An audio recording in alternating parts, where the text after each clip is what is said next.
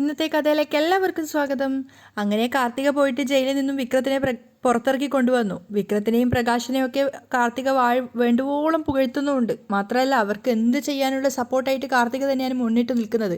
ഇനി വിക്രത്തിനെതിരെ ആർക്കും ഒന്നും ചെയ്യാൻ പറ്റില്ലെന്നും ചെന്നൈയിൽ കിടന്നിട്ട് ഈ ഒരു കളിയൊക്കെ കളിച്ചിട്ട് തന്നെയാണ് ഞാൻ ഇങ്ങോട്ടേക്ക് വന്നത്. അതുകൊണ്ട് തന്നെ ഇനി എനിക്കും നിങ്ങൾക്കും എതിരെ ആർക്കും നീങ്ങാൻ പറ്റില്ലെന്നൊക്കെ ഭയങ്കരമായിട്ട് പ്രതീക്ഷ ഹോപ്പൊക്കെ കൊടുക്കുകയാണ്. അതുകൊണ്ട് തന്നെ വിക്രത്തിനെതിരെ ഇനി ആരെങ്കിലും നീങ്ങിയാൽ അത് അവരുടെ അവസാനമായിരിക്കും. പ്രകാശനും വിക്രത്തിനും അമ്മൂമ്മക്കൊക്കെ തന്നെ അങ്ങ് സന്തോഷമാവുകയാണ് ഇത്രയും സപ്പോർട്ട് കിട്ടുന്നത് കാണുമ്പോൾ. അപ്പം കാർത്തികേയൻ പറയുന്നുണ്ട്, വിക്രത്തിനെതിരെ നീങ്ങുന്നത് ആരാണെന്നൊക്കെ എനിക്കറിയാം. സ്വന്തം പെങ്ങൾമാർ പോലും വിക്രത്തിനെതിരാണെന്നും എനിക്കറിയാം. ഈ നാട്ടിലെ ഏറ്റവും വലിയ കൺസ്ട്രക്ഷൻ കമ്പനി ആയിരുന്നു സരയു കൺസ്ട്രക്ഷൻ കമ്പനി. ഇപ്പോൾ അത് RS കൺസ്ട്രക്ഷനായി. അപ്പം പ്രകാശം പറഞ്ഞു കൊടുക്കുകയാണ്, എൻ്റെ മോളെ ഈ സരയു എന്ന് പറയുന്നവള് ഈ കല്യാണിയും കല്യാണം കഴിച്ച കിരണിൻ്റെ മുറപ്പെണ്ണ. അവളുടെ അച്ഛനാണ് ഈ കൺസ്ട്രക്ഷൻ കമ്പനി ഉണ്ടാക്കിയത്. എന്നിട്ട് ഇപ്പോൾ എന്താ സംഭവിച്ചത്? അവരെ എല്ലാം തള്ളിക്കളഞ്ഞിട്ട് ഈ കല്യാണി എന്ന് പറയുന്നവളെ പിടിച്ച് MD ആക്കി. അച്ഛൻ പറഞ്ഞ ശേഷം അവരെക്കുറിച്ച് ഞാൻ നന്നായിട്ട് പഠിച്ചു. അതുകൊണ്ട് എനിക്ക് പറഞ്ഞ് മനസ്സിലാക്കി തരുമൊന്നും വേണ്ട. രണ്ടും കൽപ്പിച്ചിട്ട് തന്നെയാണ് ഞാൻ നിൽക്കുന്നത്. ഇപ്പോൾ കാർത്തിക ഫുഡ്സ് എന്നൊരു കമ്പനി നടത്തുന്നുണ്ടെങ്കിലും കൺസ്ട്രക്ഷൻ ഫീൽഡിലേക്കും എനിക്കൊരു കണ്ണുണ്ട്. അത് കേട്ടതും വിക്രത്തിനും പ്രകാശനും മുഖത്തൊരു പുഞ്ചിരി വരികയാണ്. അപ്പം അങ്ങനെ കൺസ്ട്രക്ഷൻ കമ്പനി തുടങ്ങുകയാണെങ്കിൽ തന്നെ അതെല്ലാം നോക്കി നടത്തുന്നത് വിക്രമായിരിക്കും. നീ ഇതുവരെ അനുഭവിച്ച എല്ലാ അപമാനത്തിനും നിനക്ക് ഞാൻ പരിഹാരം നേടിത്തരും. അതുകൊണ്ട് തന്നെ വിക്രം വിനയകുലനായിട്ട് പറയുന്നുണ്ട്, ശരി ചേച്ചി. അപ്പോൾ പ്രകാശം പറയാണ്, മോളെ എനിക്ക് ചിലരെയൊക്കെ ഒന്ന് കാണാനുണ്ട്. എൻ്റെ മോനെ ജയിലിൽ കയറ്റിയും ചെയ്യാത്ത തെറ്റിന് എൻ്റെ മോനെ ഇത്രയും നാൾ ശിക്ഷിച്ചില്ലേ, അവളുമാരെയൊക്കെ ഒന്ന് എനിക്ക് നേരിട്ട് തന്നെ കാണണം. അപ്പോൾ കാർത്തികൻ ഫുൾ സപ്പോർട്ട് കൊടുക്കുകയാണ്. അച്ഛൻ പോയി കണ്ടിട്ട് വാ, ധൈര്യമായിട്ട് പോയിക്കോ എന്നൊക്കെ പറയുമ്പോൾ വിക്രത്തിനെയും കൂട്ടിക്കൊണ്ടാണ് പ്രകാശം പോകുന്നത്. അപ്പം അവർ രണ്ടുപേരും സന്തോഷത്തോടെ ഇറങ്ങിപ്പോകുന്ന കണ്ടപ്പോൾ അമ്മൂമ്മ പറയുന്നുണ്ട്, ഇപ്പോഴാണ് അവരുടെ മനസ്സൊന്ന് തെളിഞ്ഞത്. അങ്ങനെയല്ല ആയിരുന്നോ അവരെ എൻ്റെ മോനെയും കൊച്ചുമോനെയും കൂടെ ആ ദുഷ്ടക്കൂട്ടങ്ങൾ ഉപദ്രവിച്ചുകൊണ്ടിരുന്നത്? അത് കേട്ട് കാർത്തിക പറയുന്നുണ്ട്, അതൊന്നും ഒരുപാട് കാലം നിലനിൽക്കില്ല അമ്മുമ്മേ. എന്തായാലും എല്ലാത്തിനും ഒരു അവസാനം ഉണ്ടാവും. ഉണ്ടായേ പറ്റൂ. ഞാൻ ചെന്നൈക്ക് പോകുന്നതിന് മുമ്പ് ഇവിടെ നിങ്ങൾക്ക് സ്വന്തമായിട്ടൊരു വീടുണ്ടാവും. അതുപോലെ തന്നെ ജോലിക്കാരും ഉണ്ടാവും, കാറും വാഹനങ്ങളും ഒക്കെ ഉണ്ടാവും. എല്ലാം നിങ്ങൾക്ക് നേടിത്തന്നിട്ടേ ഞാൻ പോവുള്ളൂ. പെൺമക്കളെ ജീവന തുല്യം സ്നേഹിച്ചൊരച്ഛനെ അതുപോലുള്ള തിരിച്ചടികളാണ് ഉണ്ടായത്. അതിനെന്തായാലും പകരം വീട്ടണം. കാർത്തിക അമ്മൂമ്മയ്ക്ക് വാക്ക് കൊടുത്തിട്ട് അവരെ നോക്കിയിട്ട് മനസ്സിലൊന്ന് പുച്ഛിച്ചിട്ടാണ് പോകുന്നത്. പ്രകാശനും വിക്രവും നേരെ പോയത് കിരണിൻ്റെ ഓഫീസിലേക്കാണ്. അവിടെ എത്തിയ സമയത്ത് രണ്ടാളും അഹങ്കാരത്തോടെ ഇറങ്ങുകയാണ്. സെക്യൂരിറ്റിയെ കാണാഞ്ഞപ്പോൾ പ്രകാശം വിചാരിക്കുന്നുണ്ട്, ആ സെക്യൂരിറ്റി എന്ന് പറഞ്ഞവൻ എവിടെ? എന്തിനാ അച്ഛാ അയാളെയൊക്കെ കാണാൻ നിൽക്കുന്നത്? അതുകൊണ്ടല്ല, അയാൾക്കൊരു മാനേജറുടെ അഹങ്കാരമായിരുന്നു. അവൻ്റെ ചെകിട്ടത്ത് നോക്കി ഒന്ന് പൊട്ടിക്കാനാ. അപ്പോഴേക്കും ഹരിയേട്ടൻ അങ്ങോട്ടേക്ക് വരുന്നുണ്ട്. ഓ, സെക്യൂരിറ്റി ഇല്ലെങ്കിൽ എന്താ, സെക്യൂരിറ്റി മൂത്ത് മാനേജറായിട്ടുള്ള ഒരാളാണല്ലോ വരുന്നത്, ഇങ്ങോട്ട് വരണം എന്നൊക്കെ പറഞ്ഞിട്ട് ഹരീനെ പുച്ഛത്തോടെ വിളിക്കുകയാണ്. അപ്പോൾ ഹരിയേട്ടൻ വന്നിട്ട് കാര്യം ചോദിക്കുകയാണ്. ഓ, ഇവൻ പുറത്തിറങ്ങിയോ ജയിലിൽ നിന്ന് എന്നൊക്കെ പരിഹസിക്കുന്ന സമയത്ത് പറയുന്നുണ്ട്. പിന്നെ അവിടെ തന്നെ കഴിയുമെന്ന് വിചാരിച്ചോ? അവിടെ വീടുണ്ടാക്കി കഴിയാൻ പോയതല്ല. അപ്പോൾ വിക്രം പറയുന്നുണ്ട്, വേണമെന്ന് വെച്ചാൽ വീടുണ്ടാക്കും, അതിൻ്റെ കൺസ്ട്രക്ഷൻ നിങ്ങൾക്ക് തന്നെ തരികയും ചെയ്യും. അപ്പോൾ ഹരിയേട്ടനും വിട്ടുകൊടുക്കുന്നില്ല. ഞങ്ങൾ ആര് കൺസ്ട്രക്ഷൻ തന്നാലും വർക്ക് ഏറ്റെടുക്കുന്നവരാണ്. പക്ഷേ നിങ്ങളൊക്കെ തരികയാണെങ്കിൽ അത് കട്ടിട്ട് കൊണ്ടുവരുന്ന പണമായിരിക്കുമല്ലോ. മാത്രമല്ല പ്രകാശനും കളിയാക്കുന്നുണ്ട്, നല്ലൊരു വില്ല പണിയാൻ വേണ്ടിയിട്ട് ഞങ്ങൾ ഉദ്ദേശിക്കുന്നുണ്ട്. അതിൻ്റെ കൺസ്ട്രക്ഷൻ ഏറ്റെടുക്കാനുള്ള കപ്പാസിറ്റി നിങ്ങളുടെ MD മാർക്കുണ്ടോ? അങ്ങനെയെങ്കിൽ അതൊന്ന് ചോദിക്കാൻ വേണ്ടി വന്നതാ. വലിയ ആളെ പരിഹാസത്തോടെയാണ് സംസാരിക്കുന്നത്. പക്ഷേ ഹരിയേട്ടൻ കട്ടിട്ടും മോഷ്ടിച്ചും കൊണ്ടുവരുന്ന കൂട്ടത്തിലായിരിക്കും എന്ന് പറയുന്നത് കേട്ടപ്പോൾ തന്നെ പ്രകാശന് ദേഷ്യം കയറുകയാണ്. ഡോ വാക്കുകൾ സൂക്ഷിച്ച് ഉപയോഗിച്ചോ നീ. ഞങ്ങളെ അന്തസ്സായിട്ട് ജീവിക്കുന്നവരാ. പിന്നെ ചെറിയൊരു കഷ്ടകാലം വന്നപ്പോൾ അവരൊന്ന് ജയിലിനകത്തായി, അല്ല ആക്കി നിൻ്റെയൊക്കെ കൂട്ടര്. പക്ഷെ അവൻ അവിടെയും രാജാവിനെ പോലെയാണ് ജീവിച്ചത്. ഹരിയേട്ടനും കളിയാക്കലെന്ന് ഓർക്കുന്നില്ല. കുറേ കാലം രാജാവിനെ പോലെ ജീവിച്ചല്ലോ. കല്യാണിയുടെ മുന്നിൽ നിവർന്നു നിൽക്കാൻ പോലും കഴിയില്ലാത്തവനാ നിന്റെ ഈ രാജകുമാരൻ. നിർത്തടാ. പ്രകാശൻ ചാടിക്കയറുകയാണ്. ഏതോ ഒരു പണക്കാരൻ മണ്ടനെ കറക്കിയെടുത്ത് അവളിവിടെ MD ആയിട്ട് സുഖിക്കുക. എൻ്റെ മോനേക്കാൾ ഉയരത്തിൽ പോണെങ്കിൽ അവൾ 10 ജന്മം ജനിക്കണം. അപ്പോൾ ഹരിയേട്ടൻ പറയുന്നുണ്ട്, ഇത്തരക്കാരെ അകത്തേക്ക് കയറ്റി വിടരുതെന്നാ കല്യാണി പറഞ്ഞിരിക്കുന്നത്. ഇപ്പോൾ ഈ കമ്പനിയുടെ MD കല്യാണിയാ. അപ്പോൾ പ്രകാശം പുച്ഛിക്കുകയാണ്. MD അങ്ങനെയെങ്കിൽ നിൻ്റെ ആ MDയെയും ആ MDയുടെ ഭർത്താവ് കിണ്ടിയെയും കണ്ടിട്ടേ പ്രകാശം പോകുന്നുള്ളൂ. വാടാ മോനെ എന്ന് പറഞ്ഞിട്ട് അകത്തേക്ക് കയറാൻ വേണ്ടി പോകുമ്പോഴാണ് ബൈക്കിൻ്റെ ഹോൺ ശബ്ദം കേൾക്കുന്നത്. തിരിഞ്ഞു നോക്കുന്ന സമയത്ത് രതീഷ് വരികയാണ് ജോലിക്ക് വേണ്ടിയിട്ട്. രതീഷിനെ കണ്ടപ്പോൾ പരിഹാസത്തോടെ പ്രകാശം പറയുന്നുണ്ട്, RS കൺസ്ട്രക്ഷൻ്റെ സ്റ്റാഫ്, എൻ്റെ മുൻ മരുമകൻ, വാടാ. അപ്പോൾ രതീഷ് ചോദിക്കുന്നുണ്ട്, ആഹാ അത് ശരി, ഞാനും ഇപ്പം മുൻ മരുമകനായാ? പക്ഷെ വിക്രാണ് അതിന് ഉത്തരം പറയുന്നത്, അതെ മുൻ മരുമകൻ തന്നെയാ. നിങ്ങളൊക്കെ ആയിട്ട് ഞങ്ങൾക്കിപ്പോൾ യാതൊരു ബന്ധവും ഇല്ല. അപ്പോൾ വിക്രത്തിനോട് ദേഷ്യത്തോടെ രതീഷ് ചോദിക്കുന്നുണ്ട്, പിന്നെ എന്തിനാടാ ഈ സാധനത്തിനെ പൊക്കി പിടിച്ചുകൊണ്ട് ഇങ്ങോട്ടേക്ക് വന്നേ? അപ്പോൾ പ്രകാശനാ പറയുന്നത്, വരേണ്ട ആവശ്യമുണ്ടെങ്കിൽ വരുവടാ. ഇവിടെ കറങ്ങുന്ന കസേരയിരുന്ന് നിന്നെയൊക്കെ ഭരിക്കുന്നില്ലേ, അവളെ ഒന്ന് കാണണം പോവണം. അപ്പോൾ രതീഷ് കളിയാക്കാണ്, ഇവനെ ജയിലിലിട്ട് തല്ലിക്കൊന്നില്ലേ? അതേടാ, ഇവനെ ജയിലിലിട്ട് തല്ലിക്കൊല്ലാൻ വേണ്ടി ശുപാർശ ചെയ്തിരുന്നു നിന്റെയൊക്കെ മുതലാളി. പക്ഷെ അവനൊന്നും പറ്റിയില്ല. കാരണം എന്താണെന്നറിയോ? അവൻ്റെ ശരീരം രാജാവിൻ്റെ ശരീരാ. അവൻ്റെ ശരീരത്തിനൊന്നും പറ്റില്ല. അല്ലടാ മോനെ, പ്രകാശൻ അഹങ്കാരത്തോടെ പറയാണ്. അപ്പോൾ രതീഷ് ചോദിക്കുന്നുണ്ട്, ഇപ്പോഴും ഈ രാജാവിനെയും രാജകുമാരനെയും ഇയാൾ വിട്ടില്ലേ? ഹരിയേട്ടനും കളിയാക്കാണ്, അത് മരണം വരെ ഇയാൾ വിടില്ല. അത് ശരിയാ, ഇവൻ ചത്താലും രാജാവ് നാട് നീങ്ങിയെന്നേ ഇയാൾ പറയത്തുള്ളൂ. അപ്പം വിക്രത്തിനോട് കളിയാക്കിക്കൊണ്ട് പറയാണ്, എടാ രാജാവേ, അടിയങ്ങളെ കാണാൻ വേണ്ടി എന്തിനാടാ ഇങ്ങോട്ട് കെട്ടിയെടുത്തത്? അപ്പൊ വിക്രം പറയുന്നുണ്ട്, താൻ അധികം കളിയാക്കൊന്നും വേണ്ട, എല്ലാവരും കാശിന് പിന്നാലെയാ.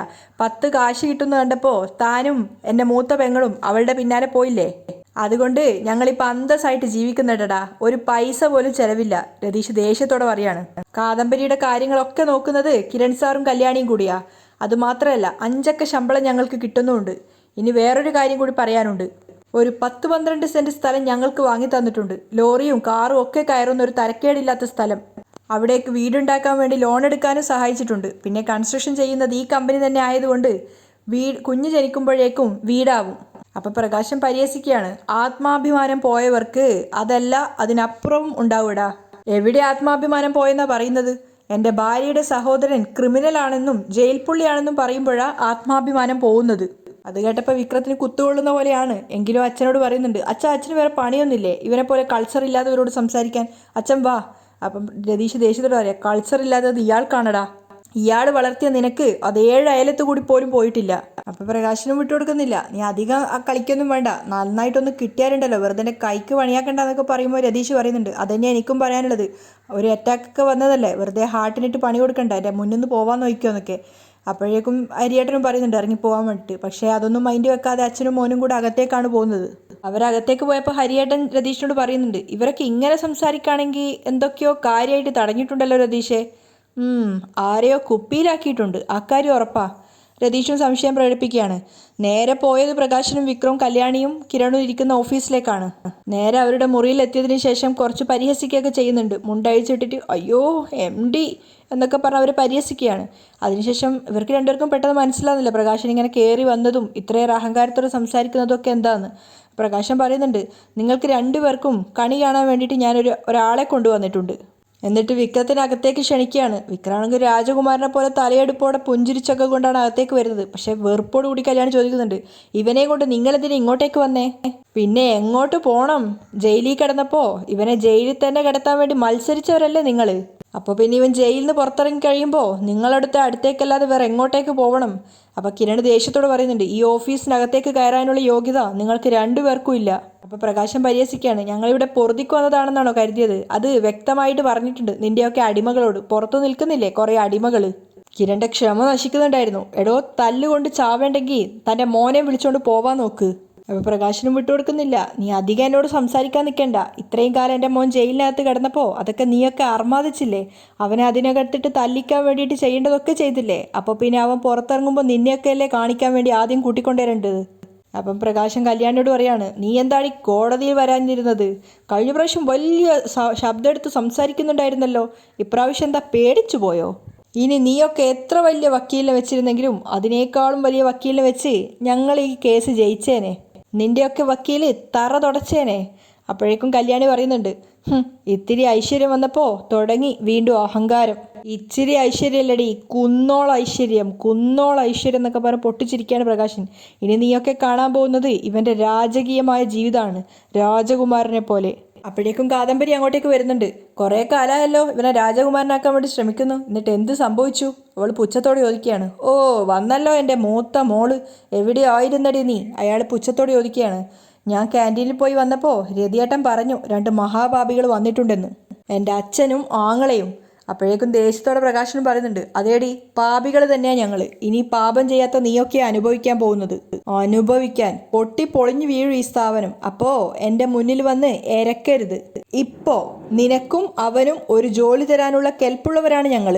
അപ്പോൾ കാദംബരി പരിഹസിക്കുകയാണ്, ആ ജോലിയെ അച്ഛൻ ഇവന് കൊടുത്താൽ മതി, ഞങ്ങൾ ഇപ്പോൾ ഉള്ള ജോലി കൊണ്ട് തൃപ്തരാണ്. അപ്പോൾ കിരണും പറയുന്നുണ്ട്, ഐശ്വര്യം വന്നെങ്കിൽ അത് നിങ്ങൾ രണ്ടുപേരും അനുഭവിച്ചോണം, അല്ലാതെ അത് ഞങ്ങളുടെ മുന്നിൽ പ്രദർശിപ്പിക്കാൻ വേണ്ടി ഇങ്ങോട്ടേക്ക് വരണ്ട. അപ്പോൾ കല്യാണി പറയുന്നുണ്ട്, ഇന്ന് ഞാൻ കോടതിയിൽ വന്നില്ലെന്ന് പറഞ്ഞല്ലോ, നല്ലൊരു വക്കീലിനെയും കൊണ്ട് ഞാൻ വന്നിരുന്നെങ്കിൽ ഇന്ന് ഇവൻ പുറത്തിറങ്ങത്തില്ലായിരുന്നു. എടി, അങ്ങനെ നീ വലിയ വെല്ലുവിളിക്കൊന്നും വേണ്ട. നീ ഇന്ന് എത്ര വലിയ കൊടിയെട്ടിയ വക്കീലിനെ കൊണ്ട് വന്നെങ്കിലും ഇന്ന് ഞാൻ ജയിലിൽ നിന്ന് പുറത്തിറങ്ങുന്നുള്ള കാര്യം എനിക്ക് ഉറപ്പായിരുന്നെടി. വിക്ര അഹങ്കാരത്തോടെ പറയാണ്. അപ്പോൾ പ്രകാശനും പറയുന്നുണ്ട്, ഇവനെ റിമാൻഡിലാക്കി ജയിലിനകത്ത് കിടത്തിയപ്പോഴും നിനക്കൊന്നും ഇവനോടുള്ള വിരോധം തീർന്നില്ലല്ലേ? എന്നിട്ട് കിരണിനോട് പറയാണ്, നിന്റെ അച്ഛൻ്റെ ആൾക്കാരായിരിക്കും ഇവനെ അതിനകത്തിട്ട് തല്ലിച്ചതച്ചത്. എല്ലാം എൻ്റെ ഹൃദയത്തിനകത്തുണ്ട്. അതുകൊണ്ട് പറയാ, നിന്നെ ഒരു ദിവസം ജയിലിനകത്ത് ഇടുവിടാ ഞാൻ, തല്ലിച്ചതയ്ക്കുന്ന രീതിയിൽ. അത് ഇവള് കണ്ട് കണ്ണീര് വാർക്കും. അപ്പോൾ കല്യാണി വെറുപ്പോടെ പറയാണ്, ഓക്കെ ആയിക്കോട്ടെ, ഇപ്പോൾ ഇതിനകത്ത് നിന്ന് പോവാൻ നോക്ക്, ഇല്ലെങ്കിൽ അച്ഛനെ മോനെ തല്ലി ഇറക്കി വിടേണ്ടി വരും ഞങ്ങൾക്ക്. അപ്പോഴും പ്രകാശം തോറ്റു കൊടുക്കുന്നില്ല. തല്ലി ഇറക്കുവടി, നിനക്കും ഇവനക്കൊക്കെ ഒരുപാടുണ്ടല്ലോ വാടക ഗുണ്ടകൾ. പക്ഷേ അവരെയൊന്നും ഈ പ്രകാശന് പേടിയില്ല. പക്ഷേ ഇനി എന്നെയോ എൻ്റെ മോൻ്റെയോ ദേഹത്ത് കൈവച്ച് കഴിഞ്ഞാൽ നിന്നെയൊന്നും തല്ലുകയല്ല, ഈ ഭൂമിന്നേ പറഞ്ഞു വിടാനുള്ള ആസ്തിയുണ്ടടി ഇന്നത്തെ ഈ പ്രകാശന്. കിരൺ അത് കേട്ട് പൊട്ടിച്ചിരിക്കുകയാണ്. പക്ഷെ അതൊന്നും വകവെക്കാതെ വീണ്ടും പ്രകാശം വീണ്ടും തെറുത്ത് കയറ്റുകയാണ്. അതിനുശേഷം കളിയാക്കിക്കൊണ്ട് പറയുന്നുണ്ട്, മാടിക്കുത്തിക്കൊണ്ട്, പോട്ടടി പോട്ടടാ, വടാ മോനെ എന്നൊക്കെ പറഞ്ഞുകൊണ്ട് വിക്രത്തെയും കൂട്ടിക്കൊണ്ട് പോവാണ്. അവർ രണ്ടുപേരും പോയപ്പോൾ കാദംബരി കല്യാണിയോട് പറയുന്നുണ്ട്, ജീവിതം എങ്ങനെയോ മാറിയപ്പോൾ വീണ്ടും അഹങ്കാരം വന്നത് കണ്ടോ? കിരണും കല്യാണിയോട് പറയുന്നുണ്ട്, ഇങ്ങനെയുള്ളവനാ വീട്ടിൽ വന്നിട്ട് ജോലി കൊടുക്കണമെന്ന് പറഞ്ഞത്, നമ്മുടെ ഡ്രൈവറായിട്ട് അയാളെ വെക്കണമെന്ന്. കിരൺ വെറുപ്പോടെയും ദേഷ്യത്തോടെയും പറയുകയാണ്. അതേസമയം അവിടുന്ന് പുറത്തേക്ക് പോയിട്ടുണ്ടായിരുന്ന വിക്രവും പ്രകാശനും കൂടെ പോകുന്ന സമയത്താണ് വഴിയിൽ വെച്ചിട്ട് സാധനങ്ങളൊക്കെ പർച്ചേസ് ചെയ്തിട്ട് മടങ്ങി വരുന്ന സോണിയെയും അതുപോലെ ആൽബിയെയും കാണുന്നത്. വിക്രം അവരെ കണ്ടപ്പോൾ തന്നെ പ്രകാശിനോട് പറയുന്നുണ്ട് വണ്ടി നിർത്താൻ വേണ്ടിയിട്ട്. അതിനുശേഷം വണ്ടിയിൽ നിന്ന് ഇറങ്ങിയിട്ട് അവരെ കാണാതിരുന്ന ആൽബിയെ നീട്ടി വിളിക്കുകയാണ്, ഡാ ആൽബി. രണ്ടുപേരും തിരിഞ്ഞു നോക്കുകയാണ് വിളിക്കുന്ന ശബ്ദം കേട്ടിട്ട്. സോണിക്കും ആൽബിക്കും നല്ല ദേഷ്യം ഉണ്ടായിരുന്നു. അവരുടെ അടുത്തേക്ക് അച്ഛനും മോനും കൂടെ അഹങ്കാരത്തോടെ നടന്നു വരികയാണ്. സോണിക്ക് അരികിലെത്തിയപ്പോൾ പരിഹാസത്തോടെ വിക്രം പറയുന്നുണ്ട്, എന്തടി കോടതിയിലേക്കൊന്നും വരാതിരുന്നത്? നിന്റെ നാത്തൂനെയും കൂട്ടിക്കൊണ്ട് വരായിരുന്നില്ലേ? അപ്പോൾ സോണി പറയുന്നുണ്ട്, നീ ജയിലിൽ കിടക്കണമെന്ന് ആഗ്രഹം ഉണ്ടായിരുന്നു, അവിടെ കിടന്ന് കുറെ തല്ല് കൊണ്ടല്ലോ. അപ്പോൾ പ്രകാശന പറയുന്നത്, തല്ല് കൊണ്ടെങ്കിൽ എന്തടി, തിരിച്ചിറങ്ങി വന്നില്ലേ എൻ്റെ മോൻ, സ്ട്രോങ് ആയിട്ട്, അല്ല ഡബിൾ സ്ട്രോങ് ആയിട്ട്. അപ്പോൾ ആൽബി പറയുന്നുണ്ട്, അങ്ങനെ ഇറങ്ങി വന്നിട്ട് എന്താ കാര്യം, ഇവൻ സമൂഹത്തിന് മുന്നിൽ ക്രിമിനലാണ്, ജയിൽ പുള്ളിയാണ്. അപ്പോൾ പ്രകാശം പരിഹസിക്കുകയാണ്, ഡാ നീ ഇതിനിടയ്ക്ക് കിടന്ന് സംസാരിക്കല്ലേ, നീയേ എച്ചില് തിന്നവനാണ്, വെറും എച്ചില്. അപ്പോൾ സോണിക്കാണ് ദേഷ്യം വന്നത്, മിണ്ടാതിരിക്കടോ, അതിനു പോലും യോഗ്യതയില്ലാത്തവനാണ് ഈ നിൽക്കുന്നവൻ, വിക്രത്തെ ചൂണ്ടിക്കൊണ്ടാണ് പറയുന്നത്. പക്ഷെ വിക്രം പരിഹസിക്കുന്നുണ്ട്, എടി നീ എത്രയൊക്കെ കിടന്ന് അലറിയാലും നീ 1-2 വർഷം എൻ്റെ ഭാര്യയായിട്ട് കഴിഞ്ഞവളല്ലേടി, എന്നിട്ടല്ലേടി പതിവ്രത ചമഞ്ഞിട്ട് ഇവനെ പാട്ടിലാക്കിയത്. അപ്പം ആൽബി ദേഷ്യത്തോടെ പറയാണ്, ഡാ സോണി എന്നെ പാട്ടിലാക്കിയതല്ല, ഞാൻ സോണിയെ ഇഷ്ടപ്പെട്ട് കല്യാണം കഴിച്ചതാ. അപ്പോഴേക്കും സോണി ദേഷ്യത്തോടെ വിക്രത്തിൻ്റെ ഷർട്ടിന് കുത്തിപ്പിടിച്ച് പറയുന്നുണ്ട്, ഡാ എൻ്റെ ആൽബി ഏട്ടൻ്റെ തല തല്ലി പൊളിച്ചിട്ട് നേർക്ക് നേരെ നിന്ന് സംസാരിക്കുന്നോടാ. അപ്പോഴേക്കും വിക്രം അവളുടെ കൈ തട്ടി മാറ്റുകയാണ്. മാത്രമല്ല ആൽബി പറയുന്നുണ്ട്, നീ വഴക്കുണ്ടാക്കണ്ടേ സോണി, മോൻ ജയിലിനകത്തായപ്പോൾ പുറത്തുണ്ടായിരുന്ന മോൻ്റെ അച്ഛൻ മോനെ പോലെ തന്നെ എന്തൊക്കെയോ മോഷണം നടത്തി നമ്മുടെ മുന്നിൽ വലിയ ആളാവുകയാ. അത് കേട്ടതും പ്രകാശന് ദേഷ്യം വരികയാണ്. ഡാ പറഞ്ഞു കാട് കയറല്ലേ നീ, മാന്യമായിട്ടാണ് ഞങ്ങൾ ജീവിക്കുന്നത്, ഇനി എൻ്റെ മോനൊരു ജീവിതം ജീവിക്കും, നീയൊക്കെ അത് കണ്ടു നിന്നോ എന്നൊക്കെ പറയുമ്പോൾ സോണി പറയാണ്, കല്യാണിയെ തൊഴുത്തിക്കിടത്തിയിട്ട് രാജകുമാരനാക്കി വളർത്തിയതല്ലേ, എന്നിട്ട് എന്തായി? അപ്പം ആൽബിയും പറയുന്നുണ്ട്, എടാ പെൺകുട്ടികളെ വഞ്ചിക്കുന്നതല്ല, പെൺകുട്ടികളുടെ സ്നേഹം പിടിച്ചു വാങ്ങിക്കുന്നതാ ആണത്തം. എടാ ആണത്തത്തെക്കുറിച്ച് നീ എന്നോട് പറയല്ലേ, പുതിയൊരു ഭർത്താവിനെ കണ്ടപ്പോൾ ഇവനെ കളഞ്ഞിട്ട് പോയ ഇവൾ നാളെ വേറൊരുത്തനെ കാണുമ്പോൾ നിന്നെയും കളഞ്ഞിട്ട് പോവും, നീ കാത്തിരുന്നോ. അപ്പോൾ സോണി പറയുന്നുണ്ട്, അതിന് താനും തൻ്റെ മോനും അല്ല എൻ്റെ ആൽബിയേട്ടൻ, ആണിൻ്റെ പേര് കളയാതെ സൂക്ഷിക്കുന്നവനാ. എന്നിട്ട് അവർ രണ്ടുപേരും ദേഷ്യത്തോടെ കാറിലേക്ക് കയറുകയാണ്. സോണി ബെൽറ്റ് ഇടുമ്പോൾ തന്നെ പറയുന്നുണ്ട്, അച്ഛനും കിരണേട്ടനും അറിഞ്ഞാൽ മതി, ഇവന്മാരെ രണ്ടുപേരെയും തൂക്കി എടുത്തോണ്ട് പോവും. അതിൻ്റെ ഒന്നും ആവശ്യമില്ല സോണി, ഇവന്മാരെയൊക്കെ കാണുമ്പോൾ തിരിഞ്ഞിന്ന് സംസാരിക്കുന്നതാണ് കുഴപ്പം. പരാജയപ്പെട്ടവൻ്റെ പൊളച്ചിലാണ് അവനിലും അവൻ്റെ അച്ഛനിലും കണ്ടത്. അത്തരക്കാരെ കാണുമ്പോൾ ഒഴിഞ്ഞു മാറി നടക്കാനാണ് നമ്മൾ ശ്രമിക്കേണ്ടത്. അതും പറഞ്ഞുകൊണ്ട് അവർ രണ്ടുപേരും പോവാണ്. അപ്പം വിക്രത്തിനോട് പ്രകാശം പറയുന്നുണ്ട്, നീ എന്ത് ചെയ്യാൻ പോവാടാ, പോട്ടെടാ അവരെ വിട്ടേക്ക്, നീ ഇപ്പോൾ ജയിലിൽ നിന്ന് ഇറങ്ങിയതേ ഉള്ളൂ, ഇനിയും അടുത്തൊരു പ്രശ്നം ഉണ്ടാക്കി ജയിലിൽ പോകാനാണോ നീ ആഗ്രഹിക്കുന്നത്? നിന്നോട് എനിക്ക് ഇനി ഒരേ ഒരു കാര്യമേ പറയാനുള്ളൂ, ഇനി മോഷണവും മറ്റുള്ള ക്രിമിനൽ കേസുകളൊക്കെ ഒഴിവാക്കണം, നമ്മുടെ ജീവിതം മാറിയടാ, സന്തോഷത്തോടെ പറയാണ്.